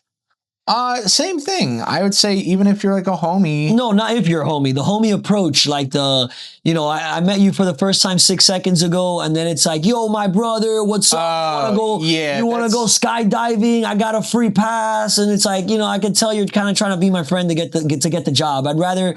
Do you prefer the professional upfront approach of hey, let's work together versus you're trying to be my friend, then we don't got to get there, right? No, just be straight up, because then that's how you actually create the friend relationship. 100%. Friend bond at that point. Just keep it genuine. Don't, because like I said, I can read through it. I can tell, like, if that's kind of your thing and like how you approach it, then I know, I can tell. Right. I've just seen it so much, and I'm pretty good with my bullshit meter. I think the industry's over it. Yeah. And again, this pod sit down specifically being to pay it forward to the next generation coming up. Yeah. How do they learn it? If that's what they see, you know, maybe people are doing, then they might think that's right, even if it's against their character. Yeah. So it's important to point out, like, it's cool to still be just yourself and build relationships organically. You don't have to go out of your way to, you know, become best friends with the booker. And I mean, bro, a lot of the DJs I book are not my best friends. Yeah. They're the best talent for the room that approached it the right way and are easy to work with and good people and good DJs, right? So I think it's just a matter of like, figure out a way on how to make yourself the best product possible so that when you approach something, there's actually a professional conversation to have versus, you know, the one that kills me is, hey, I'm the best. I should be playing in your room. And I'm like, okay, convince me. I don't care. No. Convince me. Let's play the bullshit game. Well, that's what convince me. And then they say, well, and then you get the words, right? Do you have a press kit? No. Send me a mix. Yeah. Well, let me make it for you. Well, I don't want to talk to you anymore. You're not prepared. Well, that's like, what are we talking about? Well, that's always a big thing for me is like when I ask people for mixes, I tell them like, yo, look, so get this to me in a timely manner. I don't need it within the hour. Right. Like, make sure it fits the room too. Well, that too. But like, give yourself like a week or something like that. And I spell it out clear. I'm like, don't rush it. Because if you do, I'm going to know. Right. I can hear it. I can tell when you rush it because then it's sloppy. There's no thought put into it. You're like, all right, I just need to get this done. And I just need 9 disco songs together and we'll make a 25-minute mix and just send it real quick. Yeah, I'll be a good boy, John boy. Yeah. Like, that's not how it works. yeah, exactly. Just like I tell them straight up, put time and effort into it. And, you know, that'll help you do your best work. Because if you're going to send me something that's just sloppy and thrown together in an hour, I'm going to know. There's a guy that sent me a mix before where I'm like, I literally called out exactly what he did in the moment. I was like, okay, cool. You had this track at this BPM and then you did this and then you tried to loop this here. But then, I don't know, something along those lines. But like word for word, he's like, damn. Yeah, like, shit. How'd you know? I'm like, because I can tell. I can hear it. As like a DJ, you can hear it. You know when something's rushed and you know when it's just thrown together, when there's no real thought. I think that's one of the pros being a DJ booker. Yeah. I'm not biased. I like looking at both sides because if I can learn what my holes are as a non-DJ, then I know what I need as a support team around me to make sure that we do a great job. Well, that too, but you also, you know what sounds good and what doesn't sound good. I just look at the overall product where sometimes, you know, like Dexis, for example, works in the office as our creative team on the graphic design side. So there's sometimes I'll be listening to a mix. I'll be like, man, this really fits the vision of the room. Yeah. And then he'll be like, yeah, but that cut and these blends and XYZ are sloppy. Like, I don't know, you know, and he's right. Yeah. He's looking at it from a craft and I'm looking at it from a product. Yeah. And I think you got to look at it from both. So it's a weird situation where you got to have kind of the ear, but also the brain and also like the eye, which is weird to say about a sound, but you know what I mean as far as vision. All right. So let's completely take off music director hat. We're talking to Bobby Booshay now, the DJ. I'm not a DJ, so I don't have as much insight to give back on this. Yeah. But we'll still dig in and get some gems out of here. What are some lessons as the DJ that stand out, right? What are some things that may have, or something that you did and you're like, fuck, I can't believe I did that, but I learned this from it. Damn, I don't know. I'm really trying to think. All right, well, we'll tie that with the next one then. What's the biggest epic fail of your career? Oh, shit. What's that moment right now you just thought of and you're like, fuck, that's embarrassing? Kind of two instances. One to where it's one like way back. I did like a show to where my laptop essentially crashed. Oh no, it turned off completely. Didn't want to turn back on. Yeah, like turned off, like just wouldn't reboot up. It was like a Windows before like I upgraded to a Mac and then basically cut the rest of my set. All right, so hold on because we're on the question number one. What do you do now to make sure that if your laptop crashes, you have a backup plan? Because that's the lesson you learned. I got 2 to 3 USB sticks. Always have backup music ready to go because shit hits the fan quick. Yeah. So that was like way before any of it. So yeah, but so that was the first epic. You said there was 2 that came to mind. Yeah, another one just kind of like I think what a lot of us struggle with now definitely would probably be drinking. Okay. I think big time. You know, there's a lot of guys, whether they're OGs or everything like that, they're not drinking anymore. They're going sober. Currently, right now, I haven't drank for like 10 months. Nice. But to where I had like moments before to where one of our venues and our one guy, he always like jokes about it, but I had a night to where like I essentially like blacked out, didn't remember like really anything of how the rest of the night went, and like our owner down there probably didn't go all that well. No, I like hit one of our other guys. I was like, yo, so how do you think the night went? He's like, atrocious. He's like, what do you mean? I was like, I don't know. Like, I thought it went pretty good. He's like, yeah, definitely not. I was like, what? He's like, there? yeah. He was like, dude, it just like didn't turn out good. Like, so and so had to kind of like yell at you and kind of pull you. And I was like, oh, and, you know, just in that moment, I was like, this is some years ago now, but or whatever. To where, yeah, I like big epic fail where like I walked away. I was like, fuck, like that sucks. Lesson learned. And I felt like shit. And I was like, all right, well, I know I'm not going to be able to go back there for some time. And eventually went back and like made sure I was on point that time. Absolutely. You know, everything like that. But we sat with Joe, the general manager and operating partner from Rhythm and Vine and Roxanne's, a couple places up north in Fort Lauderdale. Yeah. And he's been in the industry 33 years, right? So like on a hospitality side, guy gets it. Yeah. And we were talking about how important health is in this industry and how little it's spoken about, right? Yeah. The hours already suck, right? The working conditions, you're on your feet, you're moving. It's not, you know, sit down type of, you know, peaceful job. Like it's super everything conducive about the industry is a little already on the non-healthy side. Yeah. So if you lose yourself with the drinking and maybe even the other, you know, party extracurricular activities, it could really catch you up quick. And like, you know, I think the comment he made was like, you know, I was helping my buddy out and I became like, you know, a door personnel at a bar and like I blinked and I was 41 and I was still at the door, like, because you were drinking every night, you were like in that lifestyle, and before you know it, it just passes you by, you know, and like everything hurts and you wake up in the morning and you feel like shit. And like, how much better could you be if you were at 100% versus always, you know, trying to battle from that 20% up every morning, right? And I'm nothing against drinking, but like maybe drink on the day you're not DJing. Yeah. Go out and have a good social time when it's a good social setting. And I do also feel that's changed over the years where, I don't know, we started Rockwell in 2013.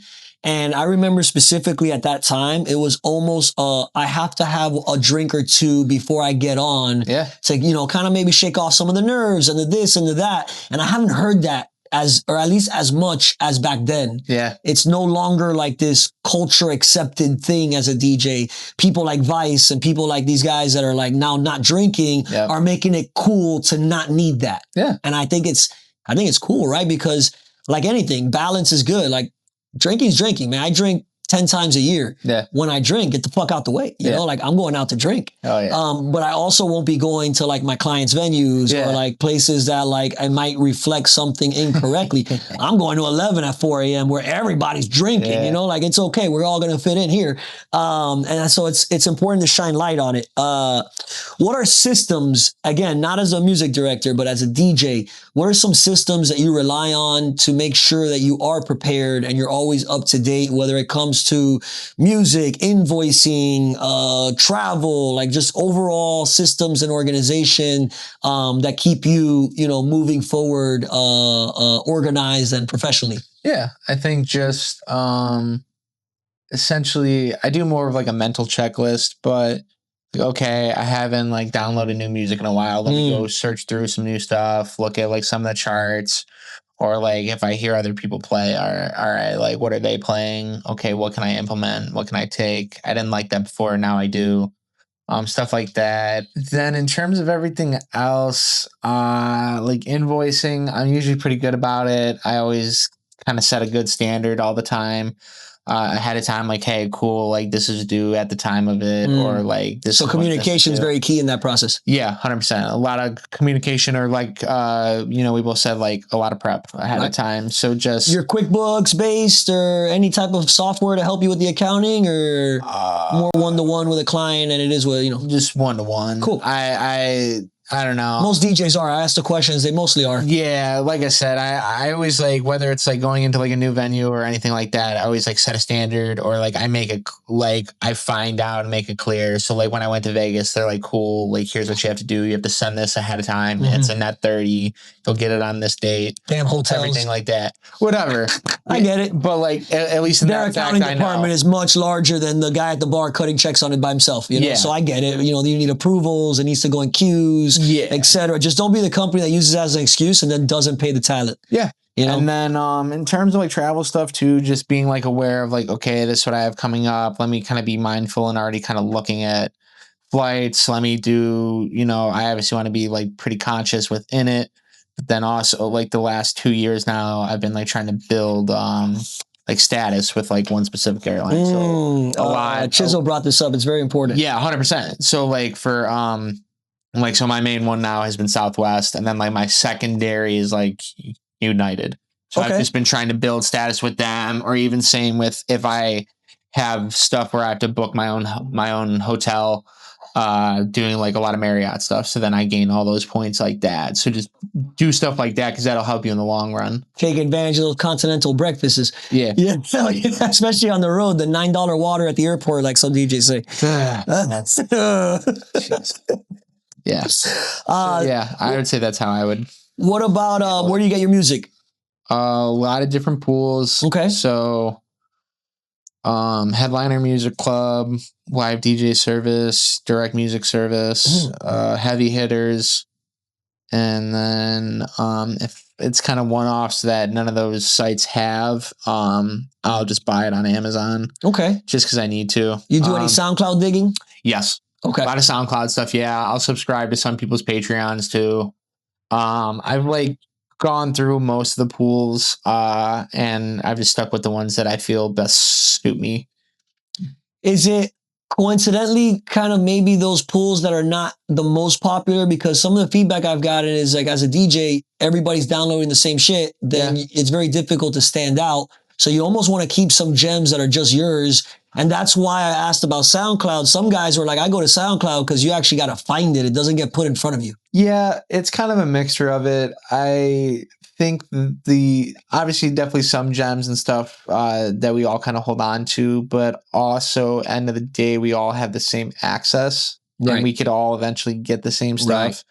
But I think now, because I feel like that was more of the OG mindset of like, I have to keep everything in. I can't let these other people get this, which is fine. And I agree to it. I agree with it in certain aspects for sure. But I think at the same time though, we all play stuff totally different. And I think that's where it counts. That's how you make yourself stand out at the end of it. MK was the one that brought up the wording he used. I forgot the exact wording, but the message basically was like, I'll put those edits out, record pools, etc., and other DJs play it, which is good because that venue then gets recognized with your music and your name.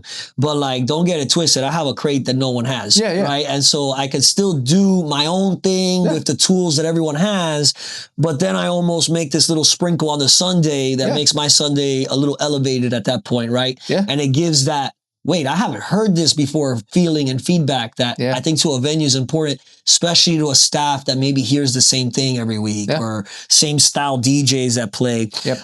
Words of advice for somebody out there looking to enter the DJ industry, but as a DJ now, not as the music director. And like more on like the skill set and stuff, not just like the business side of it, on the DJ side of it. I don't know. Dude, we get a lot of demos, man. And I'm starting to look at all of them, and it's like, they're all very similar in like how they present themselves, how they sound, how they look, even the photo shoot pictures. It's like, all right, I get it, and thank God we outgrew the headphones with, they're not connected to anything type, like, God, I'm glad that's a thing of the past. But like, how do we continue to elevate and stand out if people don't talk about what they look for, to make things stand out? I don't know. It's not an easy one. I think it, even for me, I'm in it and I'm still trying to like figure it out. Like maybe that's the fun part. Yeah, I think it's very it's all fluid. Okay. So it's like constantly changing, and you constantly, even if you've been in it for years, like you still have to find those new ways to keep it new. But if you're just starting, I don't know, my mind always same thing. It just goes back to the work. Like let the product speak for itself, let it be good and everything like that. I think that's always the thing that always can make you stand out. You know, you have all these people that do all these mashups on TikTok. It's the simplest thing in the world. And some of these people go like dumb viral, and it like baffles me. Now they're like friends have conversations where like, dude, what the fuck? Like, how did this happen? Yeah, this is the most simple thing, or it's the transition we've heard like time and time again. And it just like, I don't know, just blows people's, at least on TikTok, blows their mind like in some way. And it's like, dude, I've been doing that the last like however many years. So I don't know, within that, it's just, what's your take on, I don't know. Like, for example, some people would like to see a product that they like. Yeah. Other people, and I happen to be one of these people, they almost like the growth of a product, right? So you might get a mix from somebody and you're like, all right, this is amateur hour, right? You just started, I can tell. And then 2 months later, he reaches back out and the EPK is updated and it's looking a little better. Yeah. Okay, you're working on it. And then 4 months later, you get a mix and you're like, this almost sounds good. Okay. I feel like that person stands out to me more than the person that waits 4 months to reach out to me and then tries to send me what they think is perfect at that time. No, 100%. Agreed. Yeah. I would. So it still matters the trajectory of growth in this industry, which I think some people sometimes forget, right? And it's like, it's okay to get better. And on the contrary, I think that's what people want to see. Well, that's even, like when because that shows you're working on it. Well, exactly. When I deny people with bookings or anything like that, I'm like, cool, hey, take some time, go work on this. If you fix this, and then you come back in some time, always down to regroup and talk about it again. This isn't go fuck yourself. This wouldn't fit right now. Yeah. Like right now, I don't think you're at a spot, like you're in a position to where I would have you, give it some time. Like you said, they come back, the mix sounds better. This is better. That to me matters. Yeah, 100%. If there's clear improvement in every aspect, and like you show me that you actually do want it and you want that, then yes, like that stands out. That tells me that you're professional and that you're the right person. And then we'll work on that being the right DJ part. But at least you're showing off in your values and like how you're approaching things. So then I guess, my answer then to that question is like the way to make yourself stand out, which not a lot of people do. There's very few nowadays, but like be willing to listen and take the critiques and the feedback, actually apply it and improve. So a lot of guys, it just goes one ear out the other, and they're like, or they're just like, fuck them, fuck that dude. Like they don't like know what they're talking about. Or I've gotten this in the past. They hit you with the super reinforcement, like, oh, thank you for the feedback. I'm going to work on this and that. And then 4 months later, you get a mix and nothing was taken into consideration what you told them. It's the exact same product that you sent me 4 months ago. Yeah. And in one case, I actually even got the same mix. And I'm like, dude, I told you it sucked the first time. Why would you think I would like it now? Just because it's July, you think I would like it? Like what changed, right? Yeah. So that's really cool, man. And we helped somebody out there that's like scared to like send something. Somebody out there is gonna benefit from this opinion. And really, I think the love that you have for this, right? Because it's if you're not willing to get better at something, then you don't really love it. At the end of the day, it's almost a job, right? Like, and shit, if we chose to be in the DJ industry, we could have gotten any other job. Yeah. It would have been better on our body. It would have been better on our mind. It would have even been better in our pocket in some situations, right? So why do this just to do it if it's not your thing? Yeah. What do you love about this industry? The DJ industry as Bobby Booshay, the DJ. I love the fact that it's something different every time. The office is something new every time. It's not always the same. The setting. Yeah, like it changes, so it keeps it new, keeps it fresh. Again, luckily now being able to travel and play different markets and do everything like that, it's great. The fact of just being able to create moments and just good times and memories for whether it's people you know, random people that just come there to have a good time, enjoy their night. So just that whole aspect of it, of just creating a good experience for people. That's amazing, man. Yeah. In your whole answer, yeah, maybe the traveling and stuff you benefit, but it's also very forward facing. Oh shit, forward facing, where like other people get value out of why you do this, which is great, right? Yeah. And I think in art, that's what it is, right? You're expressing yourself, but you're also trying to exchange value of what you think is of value to somebody that is receptive to that value or not receptive to it, right? So Yeah. any producer projects or anything you want to plug in, talk about, let people know that you got it coming out? No, not as much as I want. My time is Limited.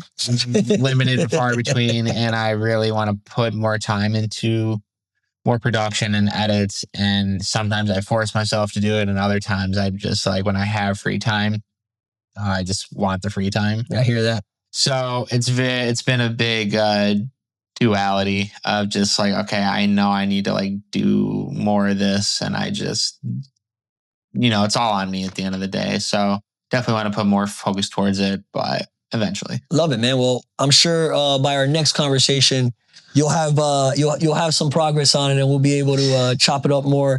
That's cool. We'll do some guest preferences here to wrap it on up. Yeah. Favorite book? Is there a book that you ever read and you were like, man, this shit, I'm glad I read this shit, right? Even if you're not a reader? Yeah, I'm horrible with reading books. I just started the not the Art of Hospitality. What is it? I can't remember what it's called. It's something along those lines. I started that one. I need to like finish that. I'm not even like halfway through. One that was like really good was Mark Manson, The Subtle Art of Not Giving a Fuck. Okay, yeah, I haven't read it, but I've forgotten that. Yeah, that one was really good. That kind of like helped me like just expand on a lot of different things. Mindset, mindset stuff I was kind of lacking in doing and everything. So, all right, I always wrap up with this, and it's selfishly a way for me to kind of put myself into the thought process. I'm a big believer that as a child, right, younger you really had no boundaries, right? Like when you were 5 and you were told that you wanted to be an astronaut, you really thought you were going to space, right? Yeah, There was no boundaries. There was no holding you back. And I think it's very important as we grow up to never lose sight of that inner child. Yeah. And like respect that inner child, because good, bad, ugly, beautiful, whatever it was, you are who you are today because that little dude didn't give a fuck or gave too much fucks or whatever the equation is. When I say inner child, was there like a childhood moment that you just thought of and now you're like, damn, that makes sense? Like the more so like push me to be here? Sure. Or like even maybe the reason you're here and you're like, damn, I didn't even know when I was younger what I was doing, but I like doing this since I was this age, right? Or whatever the case may be. It's really just a super selfish way of getting you to think of your childhood right now, because maybe it's been a while since you thought of that, dude. Yeah. I don't know. I'm trying to think. My mind kind of just instantly jumps to more so teenage years when I was like kind of starting. Just that there was like a lot of different shows and events that I did to where I would play to like an empty room to where a lot of that, create a lot of self-doubt within those moments. Like, all right, should I even continue doing what I'm doing? Is this worth it? Does this matter? Like, there's nobody here. Should I even continue to pursue this? Like, what does it even matter? And like wanting to almost give up and stop. And then also then having the reflection after that feeling of being like, no, like it's just this time. There's going to be moments like this to where it's like, it's all within the process. It's going to build and build to something greater. And no matter what, within all that, we're always working up to something greater. There's always going to be high points and there's going to be low points. For all the highs, you're definitely then bound to have like a low. Absolutely. And so just taking that, taking that feeling from like how I felt way back then to even now, to where there are moments still where I'm like, should I even still do this? Like, we all have those days where we're like, bro, what the fuck, right? Yeah. And then, you kind of like look back and you're like, damn, but when I was saying what the fuck 5 years ago, it's not the way same, different, right? yeah. It's not the same. So we're in the right thing. And I think a key word to kind of embrace is like journey, right? Because when you go on a journey where you don't know where the end is, you don't know what that route's going to be, but you know that you've signed up for this journey, and let's get the best out of the experience, and let's see where we go with this. Never changing. And you know, I blame it, I think, on social media and everything. Like the younger generation only sees when you get to the end goal. Right. So then they're going down their journey and they're like, well, how come I'm not there yet? And it's like, dude, you didn't see that guy 30 years before MySpace, you know, like there's some shit in his journey that he doesn't talk about that got him to where he's at today. So Bobby, I want to thank you again. First travel guest on Rock Talk means the world to us in the sense of you taking the time. I appreciate it. I appreciate you as a human more so than anything. We have healthy conversations every time, and I don't get that from everyone in the industry because of 100 different factors and reasons. And so I think good people in the industry have to like look out for each other and always build in that direction because it'll help everybody out, right? Like gravitating to good people and good values indirectly even help, me understand that matters, where there's certain days where I'm sure you feel the same way. You're like, dude, nobody gives a shit except me. Maybe I shouldn't give a shit, right? No, like people care, man. And I thank you for the way you are. I thank you for the way you've approached things. I appreciate it. And just so that the whole world knows, like we haven't had one date on the calendar. This is not because Bobby and Brian are working together now. This is just a genuine dude that I wanted to have a great conversation with. And it showed to be a great conversation. So thank you so much. I'll plug up for anybody in Miami, Wynwood, Shiso restaurant. I've heard amazing things. I haven't gone yet, but next time Bobby's in town, I'm going to go take care of his com tab. Shiso's definitely something to plug in. Good Night John Boy and Delray is be there. Paul, I'm sure, will drop the IG handles on here somewhere in between our water bottles or do his thing on there. And just another episode where you're hearing preparation matters. You should give a shit. Your product has to be forward facing, and the pun on forward facing is real on this episode. And just like care what you look like and what you sound like and what you're doing, and care enough to make it better. And I think the industry will care about you in return. So thank you so much, Bobby, once again, dude. And this was Rock Talk. Peace. Thank you.